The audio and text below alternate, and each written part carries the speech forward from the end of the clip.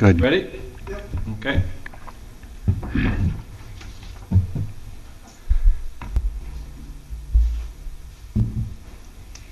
The Big Lebowski. Oh, no. What was that guy's name? We called him Dude. Dude. The dude abides. Dude's ready to call us to order. I'd like to call to order the City Council meeting for the City of Monona for Monday, June 2nd, 2014. Would the clerk please call the roll? Alder Bussey? Here. Alder Wood? Here. Alder Spate? Here. Alder Holmquist? Here. Mayor Miller? Here. Alders O'Connor and Thomas are excused. Please rise for the Pledge of Allegiance. I pledge allegiance to the flag of the United States of America and to the republic for which it stands, one nation, under God, indivisible, with liberty and justice for all. Is there a motion for the approval of the minutes of the May 19th meeting? So moved. Is there a second? A second. Yes. There is one correction to be made in the minutes on page, on the first page, unfinished business, second paragraph. The fourth line down, it should say, it should say 25,800 from the general fund and an additional 18,628 from the library fund. So the word additional should be added? Should be added. And And additional. Even though I read it that way when I read it. Yeah. Okay. All right, anything else? Hearing none, all those in favor say aye. Aye. Opposed, the minutes have been approved. There's no one here this evening for public appearances. Declare that closed. Public hearing, there isn't one. We have a number of items on the consent agenda, which, as Pat pointed out to me, we do not need to read every one of them. So, is there a motion for approval of the consent agenda? I'll move approval of the consent agenda. Is there a second? I'll second. Is there even room, there's discussions not allowed for consent agenda? All those in favor say aye. Aye. Opposed? All of the licenses have been renewed. Moving down to item G, unfinished business. There is nothing this evening. They're under new business. We have two items. You'll note the first is start for immediate action, which is consideration of resolution number 14-06-1976, which is the approval to submit the 2013 Compliance Maintenance Annual Report, the CMAR, review and recommendations brought forth by the Public Works Director. Is there a motion to take this out of order? I'll move to take this out of order. Second. Immediate action. There's a motion and second. All those in favor say aye. Aye. Aye. Opposed? Is there a motion for approval? I'll move approval. Second. There's a motion and a second. Mr. Stefani. Thank you, Mayor. In your packet, I've got a request for approval of this resolution to accept the annual CMAR report so we can turn it into the DNR by the end of this month. Nothing unusual from past reports. We've, again, achieved the grade of a 4.0 average, letter grade of A. One thing new this year, actually two things new this year regarding our annual report. You may recall that in the capital budget process, we approved $25,000 for any equipment replacement account to pay for pump replacement and things like that, a capital purchase type item. We do have that in our annual sewer budget now, and I'm going to have that again in 15 and in every future budget after that. The DNR likes to see a dedication to funding equipment replacement. Also, that's new in our 2014 Sorry, budget. Dan, but is this report self-graded, or did we get this back-graded? No, this is, You're saying we get an A? well, based on the information we put in here, and we have to provide proof to the DNR. Okay. So it's not like we can just check stuff and not Okay. justify it. So Okay. Back to what I was saying with the capital budget. We also approved $35,000 in the 2014 budget, and I'm going to ask for it again in future budgets to do manhole and main repair and rehabilitation. That's a small amount of money that we can use on an annual basis to rebuild manholes. We're using that money this year to rebuild manholes on Dean and Roselawn. If we have small sanitary sewer main lining that we need to do, that money can go for that. It's a good place to start with our rehab of the sanitary sewer system. But all in all, we're operating well. We cleaned roughly 28% of our system last year, televised 28% of our system. We removed roots in 5% of our system last year. So we're doing well, but we need to continue to monitor and maintain our collection systems. Have we historically received A's? We have, yep. If we had like a wastewater treatment plant where more attention is paid to this stuff, I mean, it'd be a different story. MMSD, they have far greater requirements that they have to meet than what we do. We're just a satellite collection system. Questions? Hearing none. All those in favor say aye. Aye. Opposed? Motion carries. Item B, consideration of resolution number 14-06-1977, amending the 2014 capital budget and awarding a contract for 2014 road and parking lot improvements. Mr. Stefani. Thank you, Mayor. We received bids on May 15th to complete our annual street improvement. Wolf Paving provided a low bid for a total price of $243,227.20. This will be the first read for this bid. We're taking it to the Public Works Committee meeting this week, Wednesday. We'll be back for a second read at the July 7th meeting and seeking approval that evening. This bid did come in under budget. As noted in the fiscal note, I have the breakdown. Roughly $170,925 will be allocated to the street improvement program. The capital budget amendment comes at the request of reallocating $28,756 from the street improvement program to the parking lot maintenance account to complete the replacement of the asphalt for the parking lot at the fire department. We have a certain portion of the bid that will go to the utilities to repair water main, break patches, and manhole ring replacement and adjustment for this year's project on Dean and Roselawn. So we will have a balance remaining, and we'll seek other roads that we can do with that balance. So if there's any questions. Alder Holmquist. And I'm trying to follow the numbers. I believe that's all here, but I'm trying to follow the numbers from the resolution page as well as the fiscal note and the bid tabulation. And it seems like a lot of it is in different pieces are added together to come up with different numbers. Yes. I'm wondering if you can, maybe the easiest one to walk me through would be the fiscal note one. Okay. The overall bid, you can see, came in at $243,227.20.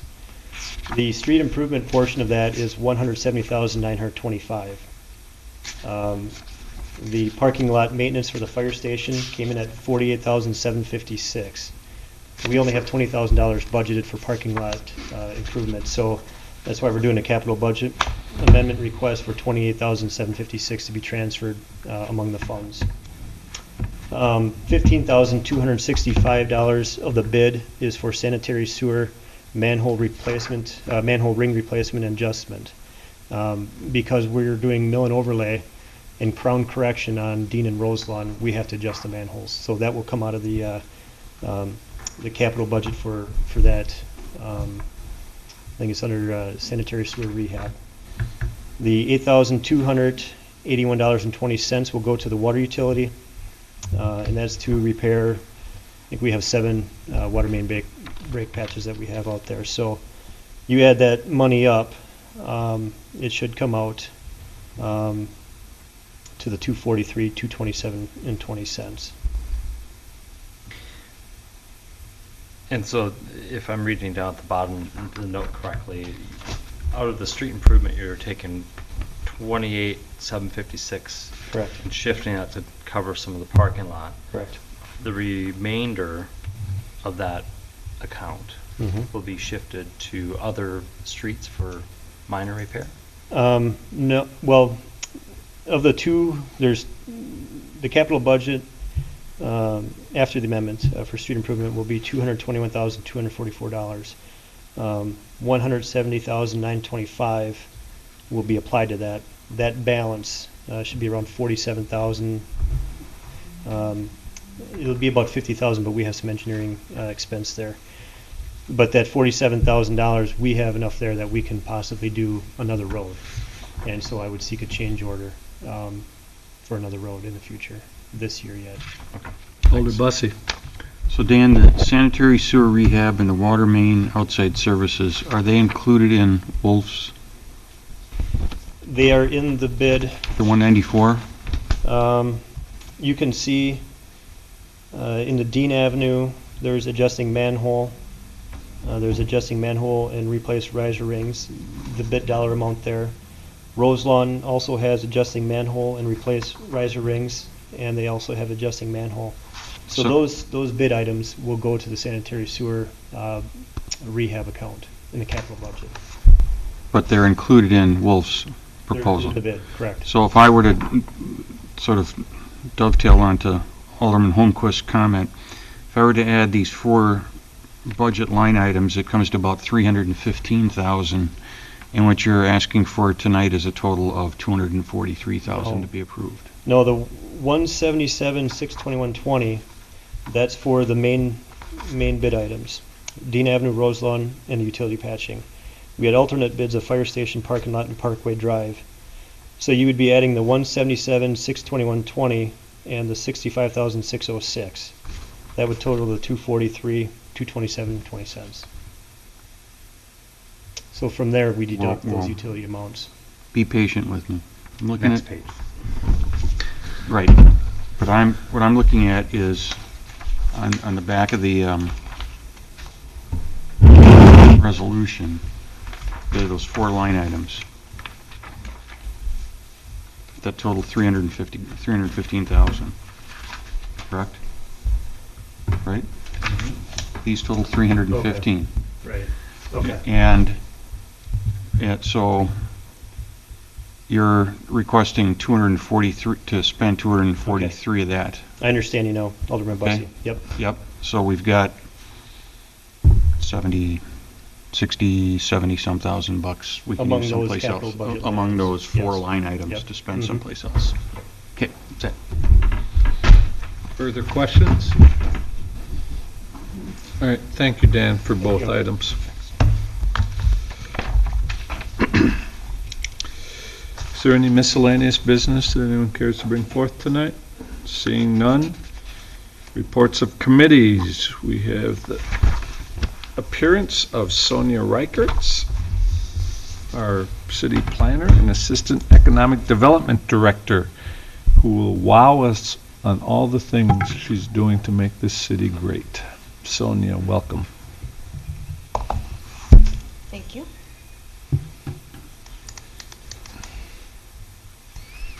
No dead duck videos.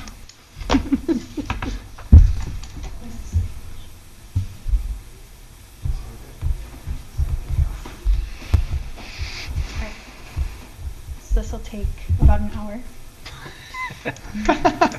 We watch it at home. So I'm going to provide an overview of long-range planning and some of the goals and data that drives those long-range planning goals, and then a review of current projects in the context of those goals. A lot of it will overlap between planning and zoning and economic development as I go through it. So this is a list of all of the tools that guide planning and land use in the city. Many of the planning documents are up to date. A handful of them were created specifically to focus on Monona Drive revitalization efforts.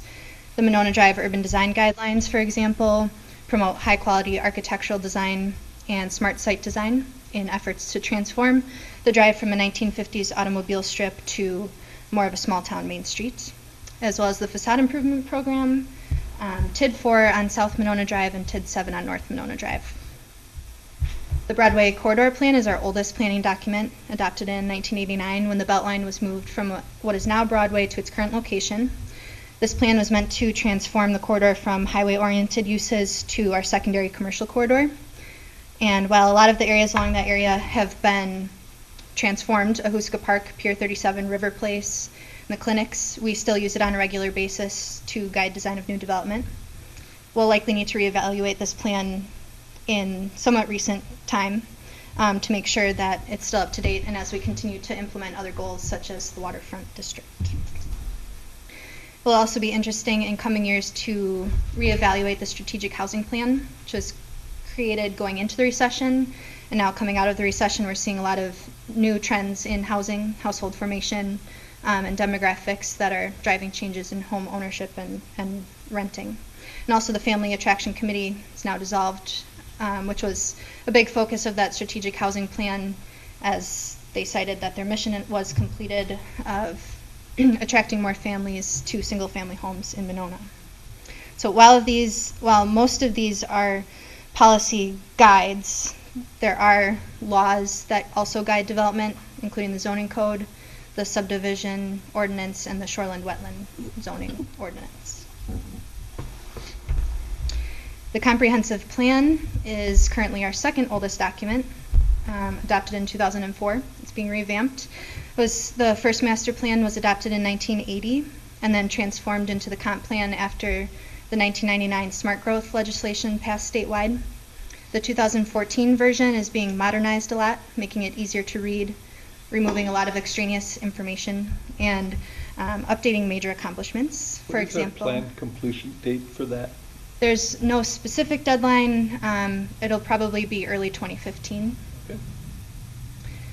A lot of the accomplishments from the 2004 plan are probably centered around recent accomplishments on Monona Drive. We can now focus more on adjacent land uses now that the drive has been completed. And Mayor Bob did a presentation a couple of years ago at Build Monona that talked about what Monona used to be and what it is now. And these photos are kind of a highlight of that, going from the 1930s photo in black and white, the Cottage Grove Road intersection, to the photo from the 1990s. It shows no buffer between the sidewalk and the parking lot, zero landscaping, no medians, utilities above ground, haphazard parking and site design, and some shoddy architecture.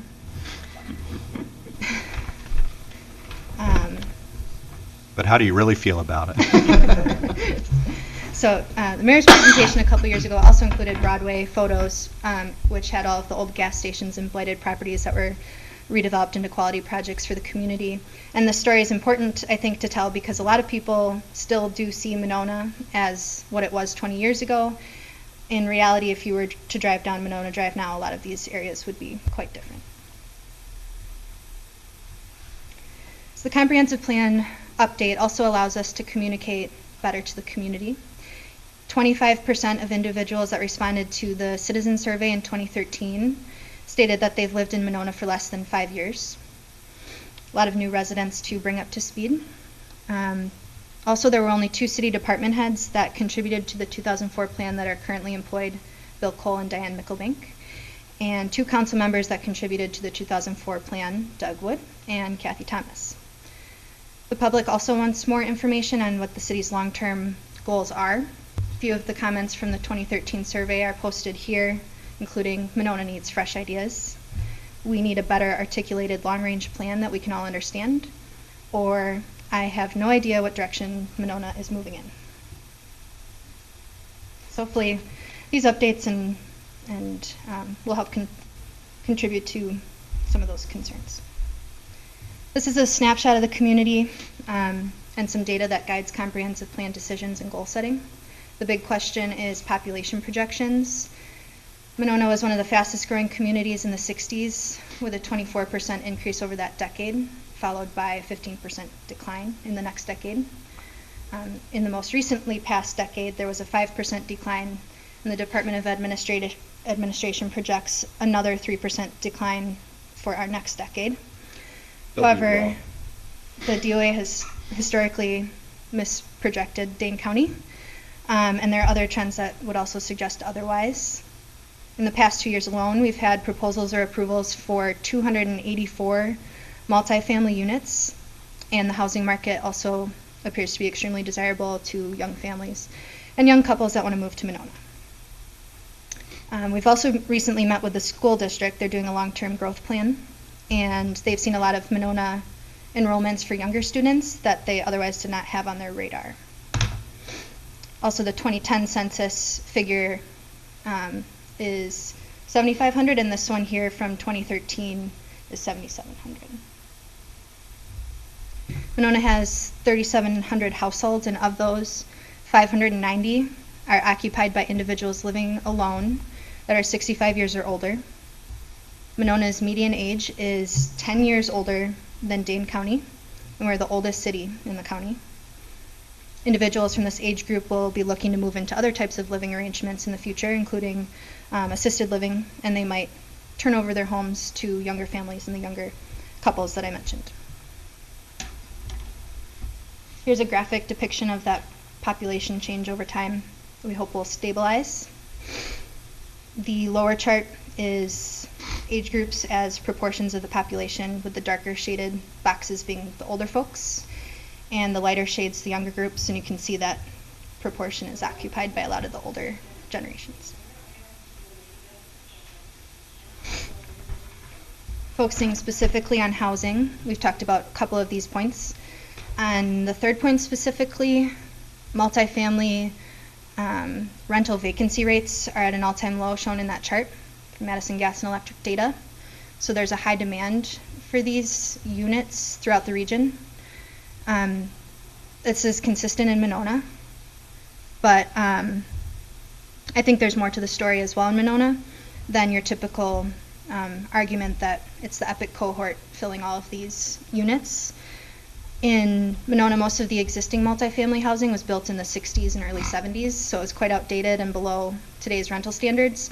So I think there's a huge demand by renters that may have otherwise moved to Monona that passed it up. And that's been realized in the Fairway Glen development, completely leased 1 year ahead of an already aggressive schedule. This slide is a summary of economic development programs. Before a year ago, economic development was certainly being taken care of, but it was not specifically in anyone's job title. Now we have an economic development director and an assistant, and I think this is helpful for showing a better commitment and better organization for the department, making these efforts more visible and accessible to both the public and to developers. Specifically on this slide, we have 8 redevelopment areas, and 3 of those, 1, 2, and 3, will expire in 2018.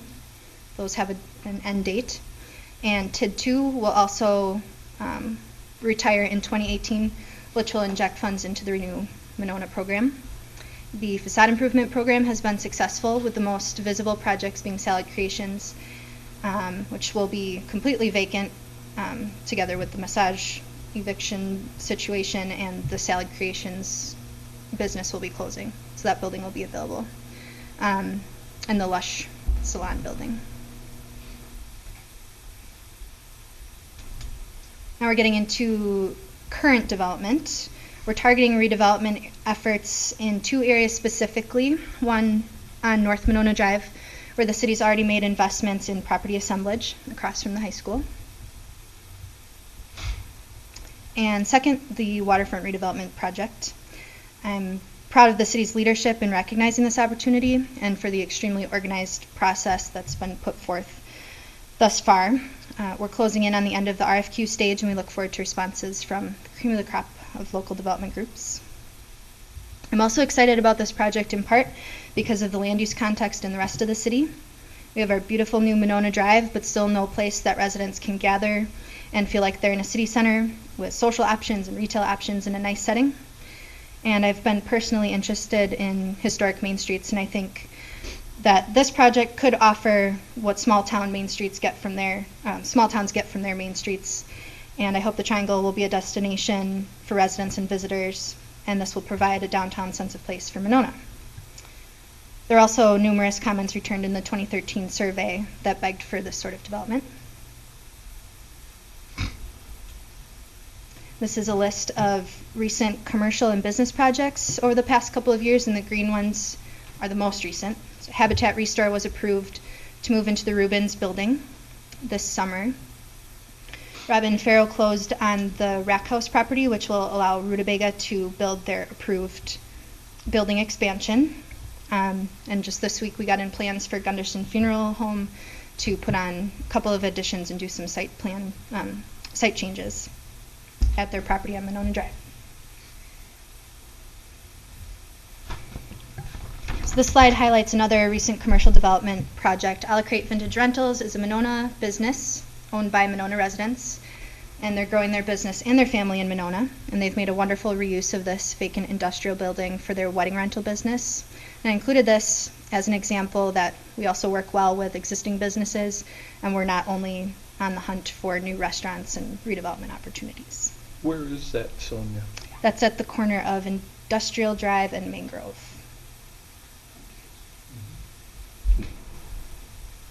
So they've totally pulled out by the high school? Correct. That's- I heard another wedding rental business moved into their vacated space. Okay.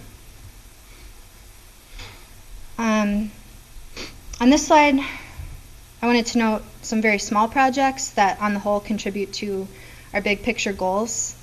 For example, the Silver Eagle has had some very visible success with their outdoor patio, people enjoying some nice warm days that we've had out there, made possible by collaboration with the License Review Committee and Joan and Council to amend the ordinance and bring some life to Monona Drive.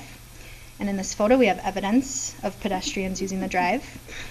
We also have some other things like banners and the pedestrian scale ground signs and landscaping that all make it a more pleasant environment and also safer for pedestrians, not only automobiles on Monona Drive.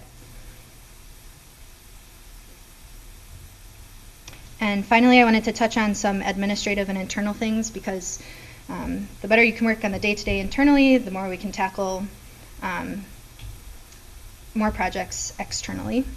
So I shared this report that's pictured on the slide earlier this year. It's an annual summary that I hope we can use to track key indicators and measurable data and establish an easy record without too much additional work.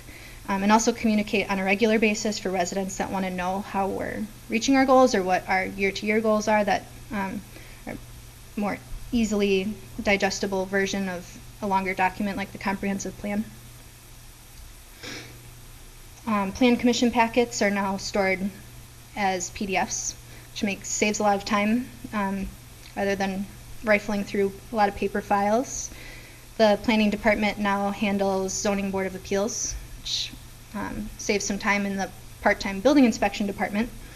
And we also did a little review session with Bill Cole, trying to gauge where the ZBA was in their understanding of proper procedures for granting variances. And of course, planning department projects don't happen on their own, and they don't happen in a silo. So a lot of things work together with other departments.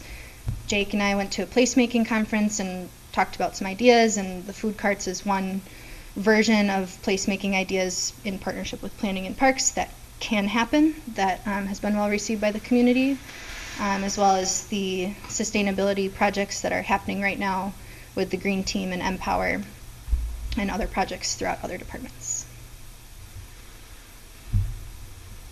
And since this report assignment came out of the strategic plan, I have it here, but I won't go through each goal. We touched on a lot of them.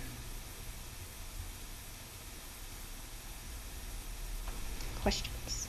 What's your best part of your job, and what's the worst part of your job since you've moved into it full-time? I think the best part is that these are very exciting, visible projects for the community, and you get to work with a whole bunch of different people, all of the staff, lots of different city committees, different professional groups, and different groups of people from the public. So it's always something new every single day, throughout the day, The worst part is probably signs. Those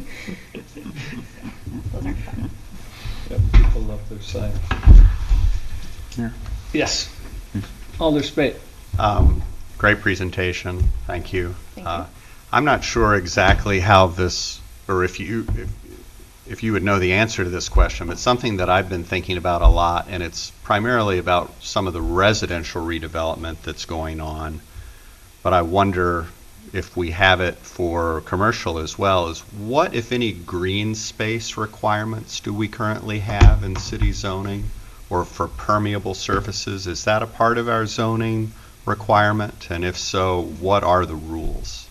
So in single-family districts, your home can cover no more than 40% of the lot, or that's all structures. So 40% lot coverage is the maximum for your home and your garage and accessory buildings. For all other districts, we require 30% green space, and then that's sometimes negotiated on a case-by-case basis with the Plan Commission, depending on the property and other mitigations if there's more landscaping or barriers on the property. And in the residential spaces, do we have any? Is there anything that allows a home or prevents a homeowner from, say, paving the whole yard, for example? Yep. So pavement. Well, it's the 40% lot coverage, I think, still applies. That includes driveway, paved? Is that I don't know. correct? There is no restriction on permeable versus non-permeable surface. Yeah. Okay. So, to answer your question, as long as it wasn't part of the rooftops or the building or the accessory buildings, yeah, somebody could pave their entire yard, but they'd be responsible for stormwater runoff. They need to contain stormwater on their property. Okay. All right. Yep. Thank Which you. would be hard to do with all concrete, but. Right. Yeah. Okay. Further questions? Well, I have spent a lot of time with you in the last 6 months, and I want to thank you. You've been just a treat to work with, you and Pat both, and I can only imagine where things are heading in the next year or two for you and for the city.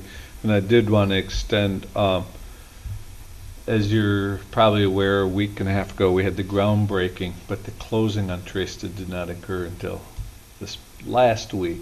And staff was up till all hours and all minutes helping guide that through, and I want to again extend a big thank you there. And I received a very, very nice note from Rutabaga complimenting the city and staff in terms of, after all these years, they having resided in that area where this has been a dream, that it finally came to fruition, and they saw how difficult it was to bring this, and said just great things about council and government and the whole thing. So you're to be congratulated. So thank you very much. Excellent presentation. Thank you. Further reports of committees or commissions. Alder Holmquist. No report. Alder Bussey. Sonia mentioned that Habitat was approved, and they also, one of the conditionally approved, a couple areas, there's some drains both in the front and the back, and there's going to be some swales and some retention work around those to help. Is this a rental property? This is, they will be renting this, yes. But to help with the hard surface that's already there. So there was some nice feedback given to them that they listened and made improvement on. The other item last meeting, Village Lanes had a pre-hearing conference for some outdoor seating. So they'll be coming back looking for final approval on that, and hopefully we'll have some more exciting things for the folks in our area, some more options for them. Good. Alder Spate. Well, I wasn't here last meeting to report on our very lively open discussion or public hearing regarding the dog park, but it was... Didn't mean to send you to the hospital. I know, I didn't realize, I guess. I know it was stressful, but... Yeah, no, remarkably, I don't know if that's what pushed me over the edge or not, but I was actually very proud of our community and the passion and the participation of the citizens, and it was a great opportunity to start this discussion, and I'm sure we'll be talking about it at many more subsequent meetings. But there will be some discussion at the Parks and Rec meeting next Tuesday night. And you will get that posted, and that seemed to be one of the concerns. Some people, I felt a bit erroneously, but felt they weren't receiving ample notification of when this is being vetted. Yes, If we can make sure it gets prominent space on the homepage. Sure. And to that end, I think one of the many good things that came out of that public hearing was a recognition that there are many tools now that we have in the city to allow citizens to essentially sign up to be notified about things. And I know a number of citizens on account of that now have signed up to be sent agendas to keep these things on their radar, because as we tried to point out at the meeting, part of citizenship is a responsibility to pay attention to what's going on. We can't knock on everyone's door every time we have a hearing or a new issue. We do publicize these things. We do make it, we do these things out in the open. And so I think citizens now are realizing that they do have to pay attention to. It's part of their responsibility, and we certainly have a responsibility to post it. So thank you, Mayor, for reminding me of that. Alder Wood? A couple things. Library Board met last week and they approved the bid for the library renovation project. So I think that'll probably be starting in July. I'm not sure about that. Good. License review will be meeting next Tuesday, June 10th in this room to conduct an evidentiary hearing to consider the revocation and non-renewal of the Fei Massage establishment license. And the last thing, the Chapter 62 defines a quorum as 2/3 of the members of the city council. However, the open meetings law, for the purposes of that law, if you have half or more of the members, it's presumed to be an open meeting. So Just can't do anything. you can't do anything, right, but you could still, so if you get half of your Get in committee trouble. together, or half of the council together talking about city business, that would be a no-no under the open meetings law. And actually, the last thing, I did have the opportunity to sample some of the food at one of the food carts tonight. Had a little burrito, but there were 4 stands there altogether, so it's nice they finally got a good night for it. Hope Seems to be very successful from what I'm hearing, when the weather cooperates. Right. City Clerk? Board of review is tomorrow night. It is too late to file your intent to object. You can appear tomorrow and throw yourself on the mercy of the board, whether they will hear your case or not, depending on your explanation of why you missed that deadline. Or you can call our assessor and try to, if there are issues or things you want explained, certainly call our assessor. They're very responsive. I know they're very busy also, so give them some time to respond. But we're getting ready to gear up for that. City Administrator? Yeah, several small items, the first of which, as Alder Wood noted, the library construction should start within the next 2 weeks, and then it will extend through the rest of this summer. June 16th is the first summer concert at 6:30 p.m. That's a Monday night, and there'll also be the food carts available at that concert. June 20th is the movie in the park, Ferris Bueller's Day Off. This Thursday at noon, we're having a retirement lunch for 2 recently retired firefighters. Gary and Randy will be honored that day by staff and their families. And then Alder Spate also mentioned in regards to the alerts we have on our website. There's over 700 people signed up as of today for our alerts through our website. So, and those are separate email addresses, not individuals that are signed up for different alerts. Wow. So 700 different email addresses are signed up. think Alder Spate's gonna need a bigger room for his next dog park hearing. I think so. The completion for Oneida Shelter, you'll see that that project's in the ground, the foundation, they're doing plumbing work there currently. That's a late July completion for that project. Midweek this week, depending on the weather, Arrowhead Park Playground will be open. And the pool opens Saturday along with the Sawyer Cross and kids triathlon. So busy week, a lot of things going on. Good, thank you. I wanted to thank staff and all the volunteers, and specifically, she's not here, but recognize Alder Thomas for the volunteer work that was done to maintain and make a wonderful Memorial Day parade, continue that tradition of the largest Memorial Day parade in the state of Wisconsin. Thanks to all who attended, and it was great, and I think we figured out the new pathway as it narrows and widens, and it was quite the adventure. Earlier I'd mentioned Tresta, that the construction began immediately upon the signing of the mortgage papers on that. And if people didn't see it in the news, one of the big requests, and Sonia knows, that the constituency, I think, has been begging for more restaurant opportunities a la SWAD success. But this restaurant that's coming is part of the group that did the taste, no, the Flying Dog. well, they do Flying Dog, the brand new restaurant in Verona. I mean, Flying Hound. in Fitchburg, Flying Hound on Highway PD, and the Free House Pub, formerly the Gallery And the library. restaurant. And the library bar on They- campus. Oh, really? Oh, I didn't know they had that one. So he's very comfortable that he's going to bring an interesting gastropub kind of solution, dining solution to Monona. So the first of what I hope will be several options in that regard. So the one thing I am going to, the city does not control the construction on Broadway and the traffic management of all of Dane County right now. If there was ever a year where you can't get anywhere from here, this is the year. All the way to the doorway of Overture to